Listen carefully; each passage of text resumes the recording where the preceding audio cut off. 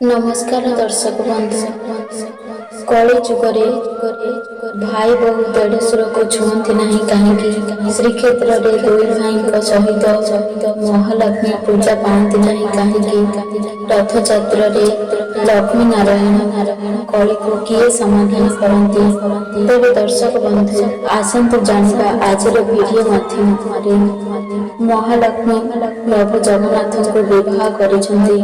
महालक्ष्मी जगन्नाथंकर पत्नी बलभद्र जगन्नाथंकर बड़ भाई होइथिबारु महालक्ष्मीकर देढ़शुर अटंती।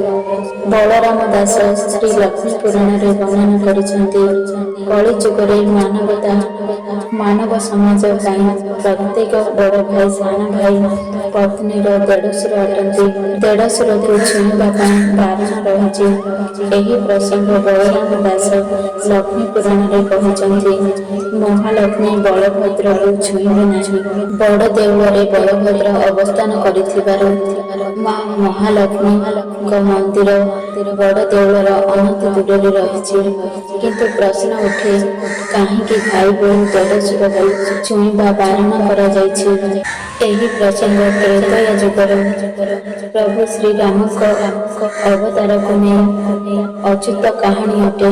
रामायण रे वर्णित लक्ष्मण चरित्र सेवा आशीर्वादर प्रतीक निद्रा देवी को आयत करी भाई श्रीराम भाउज माता सीता रात्र समय सुरक्षा प्रदान करुथिबा त्यागी लक्ष्मण थिले शेषनाग नागଙ୍କ अवतार।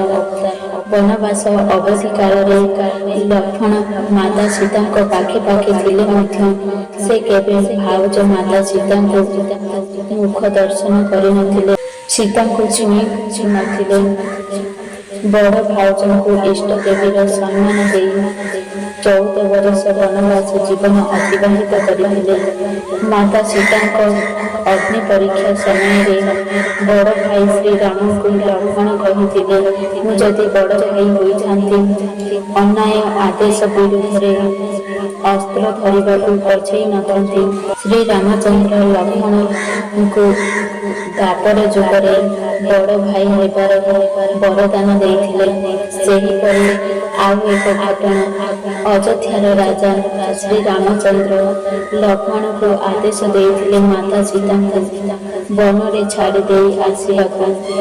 एही आदेश विरुद्ध लक्ष्मण प्रतिवाद करी कहिथिले जदि मु बड़ भाई होइथांती तुमर एपरि अन्याय आदेश पालन करी बाध्य होई नथांती।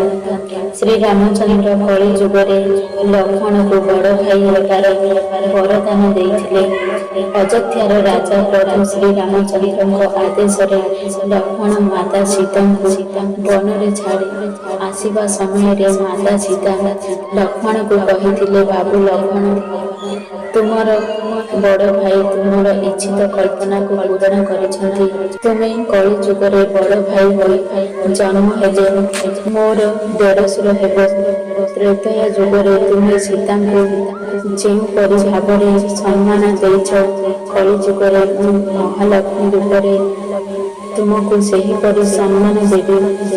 तुमे सीतांकर मुख को दर्शन करना मु महालक्ष्मी रूपरे तुमर मुख को दर्शन करिबि नाही।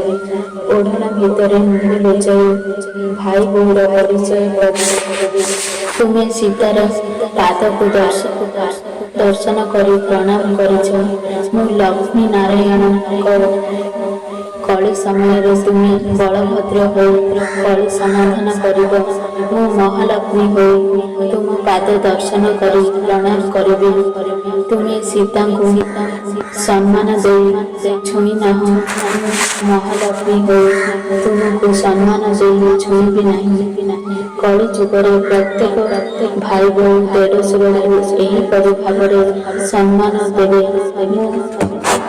ଶ୍ରୀରାମଙ୍କ ପତ୍ନୀ ସୀତା ତୁମକୁ ଏହି ବରଦାନ ଦେଉଛି।